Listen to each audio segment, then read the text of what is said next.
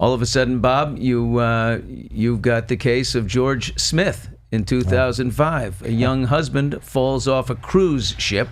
A lot of us have been watching Amy Bradley is Missing lately on Netflix, so this kind of hits home. But anyway, George's wife, Jennifer, initially a suspect because she was really drunk with him the night before, and her memories of the night were blurry. But there was blood found on the lifeboat below his cabin right there, just over the railing. John, John alerted you to this case before it landed on your desk. Did you call him immediately? The week before, I was called into this case. We were having dinner in upstate New York, in Albany. Yeah, you're doing an event up there, and just making small talk. And he looked up at me and said, "Bob, you're going on a cruise next week." I said, "Yeah, no, I'm not." He goes, "Yeah, no, you're going on a cruise ship. I see it." I said, "I think I would probably have tickets for that, right?" He goes, "No, you're no." He goes, "Oh, wait a minute, you're about to be pulled into a case involving a cruise ship." And I go, "What?" And sure enough, a week later, I get a call asked to come up and help on this case of George Smith, who disappeared off of this cruise ship. So you initiated the call to him. What were you doing? We were actually having dinner. You were having dinner. One of your 10 times together, nice little dinner, talking about life and the case you had worked on before. At that moment, we were probably talking about kids. Probably. We were probably like, just relaxing. Talking about like family stuff, because every time we did get together over the phone, it was always about a case or what about this. And one of the cool things for me, like the stretching part of my ability with Bob, is that if I'm reading for a client and they say, "Do you see me getting the promotion?" And I say, "No, I do not." Then they try to ask me that same question again. I don't get any more information. So he would attempt to ask me the same question from a slightly different perspective, and I would go to say, "No, I've already answered that," but then I got more information. And I was like, wait, this is new. Yeah. For some reason with him, it worked. He'd ask me the same question in different perspectives, and I would literally get the answer to the questions that he was asking. And that came over time, though. I learned early on that if I asked a question of you the wrong way, it had a tendency to shut you down. Like, for example, if I say, "Did Joe kill Susie?" you would shut down. I could say, I feel profiled. No, it's just the way it worked. And then He's concrete sequential Bob. Right. Just being Bob. You're a funny guy, Billy. Yeah. I would have to say, "Did Mary know who killed her?" Yes. Was Mary in a relationship with this person? Yes. Yeah. Was Joe present when Susie was killed? Yes. Did Joe kill Susie? Yes. That's how it would go. I'm discovering this here, Billy. Right.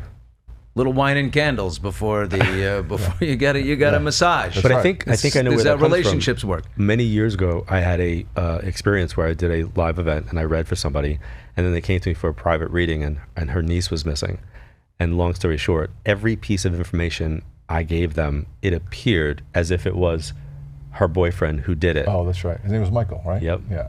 And I remember thinking, yeah, this guy totally must have done it. And it wasn't. It was the neighbor. And it kind of threw me. Whose name was Michael. Whose name was Michael, right. Yep. And what made me freak out was like, oh, this is too interpretational. Like, what if I don't want the responsibility? Like, I don't want to know who did it. So even if somebody did come through in a reading, like a regular person, I'm reading a normal client, and that person lost their life to someone, I won't get that because I don't want to get that. So they could be yelling it out to me like, "Joe did it," and I'm just not going to process that because I don't want that responsibility.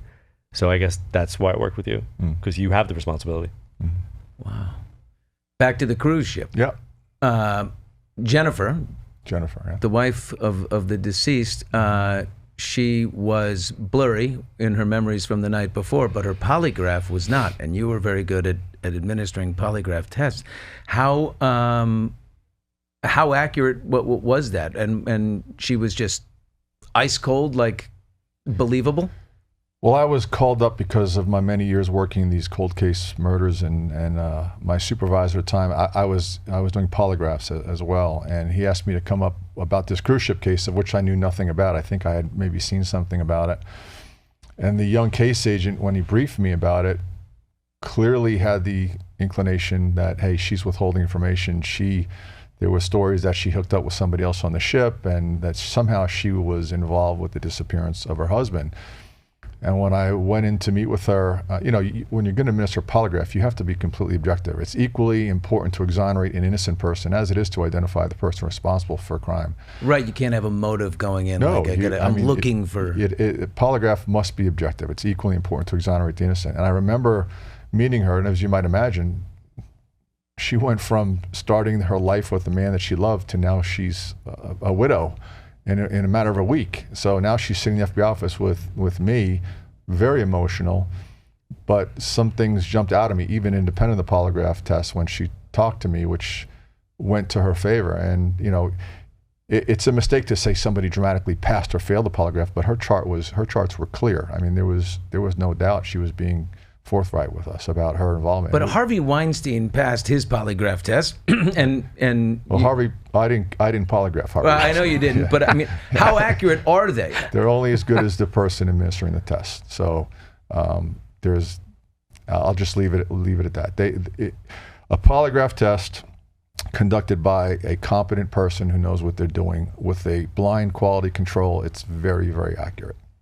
Now, that's a whole nother conversation, but don't they go on like blood pressure and hypertension and things like that? Isn't that what a polygraph picks up? And this is a woman who's lost her brand new husband. It was not. She's got to be tense at least. 100%. It was not an easy polygraph, and I asked her very difficult questions, such as, "Are you deliberately withholding any information about what happened to George on that cruise ship? Do you know what happened to George?" Those are very tough questions, and she passed that test cleanly. So a polygraph can get through, what would be natural state of emotion. There are methodologies. Just imagine this. Imagine when you have a missing child, and you're asked to come in and polygraph the parents of this child, and let's say they have nothing to do with the child's disappearance. Don't you think they're going to feel some sense of guilt or responsibility? Yeah, there's ways. Right. There's ways in which you can compensate for that. So that's a whole nother conversation. But a video recovered from the cruise ship shows some guys from Brooklyn laughing, having a good time, and they're joking about George going, quote, parasailing without a parachute shortly after he went missing. What led you to this? So I think this case has been covered extensively on all the investigative shows, but after Jennifer was cleared past her test, then I came to learn that there were other subjects, these young boys from Brooklyn, New York, who are Russian families, and there were some issues with their behavior with George. By time and location, they were the last people to be with him when he was last seen alive. We investigated that to the nth degree. It was very evident circumstantially that a foul happened there. But again, he went into the ocean, and prosecuting a case without a body is difficult. I don't want to speak ill against the prosecutors, but I think from what I do know about the case, which is a lot, there was enough to bring charges against at least 2 or 3 of these guys. And we found out that they had attempted SA, which we say on YouTube, so they don't ding it. That was captured on the video. Of a 17-year-old girl. 17-year-old girl on the ship, They got her drunk. They brought some absinthe on, and she didn't even know who or where she was. And they brought her to their cabin instead of their cabin, and they took turns assaulting her repeatedly. Yeah. Mm-hmm. Oh, my God. John, what did you... So John told you you're going on a cruise ship. And then you realize, oh God, this thing hits my desk. I am going on a cruise ship, but it is to investigate. Yeah, what else did John do to help you? So, for example, in that case, I want to be clear. I never started any of my investigations with John. Right. My investigation started on leads, on evidence, on witnesses. When I ran those to ground and there were nothing but dead ends, then I would talk to John when everything had been exhausted. So after the polygraph, and I spent hours in the room with Jennifer, and then I learned about these other boys, I talked to John. And again, when I say I talk to John, I don't brief him. I don't say, hey, let me tell you what's going on. I say, I want to talk to you about this case. And I don't want to put you on the spot here, but he was very specific. He says, Bob, I see them throwing him off the balcony. I see them throwing him off. I don't recall that. Yes. 100%. You don't recall I it? don't I actually. see them holding him upside down. Yeah. So one of the interesting things about doing this is my Billy. This is my 40th year doing this. I've been doing this since I'm 15 years old, right? So You must be exhausted. I've burnt a lot of brain cells. Like I don't remember a lot of the stuff that has like transpired. People will like come up to me and say, you said this in a reading, unless they say how I said something. I know how I communicate, and I know I wouldn't say certain things. This guy, I believe, because he documents everything. He's like he can give you like dates and times and when things took place. But and he helped me in that case identify. I'm not giving information. He's telling me who's who in the puzzle here, and he said these are the pieces. These are the two. You need to focus your energies on these two, and to get to this guy, you're going to go through his father.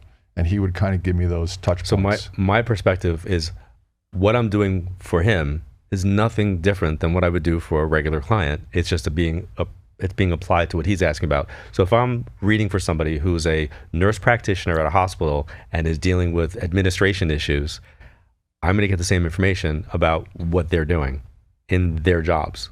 And they're going to apply it to what they're doing. I just apply it to his job.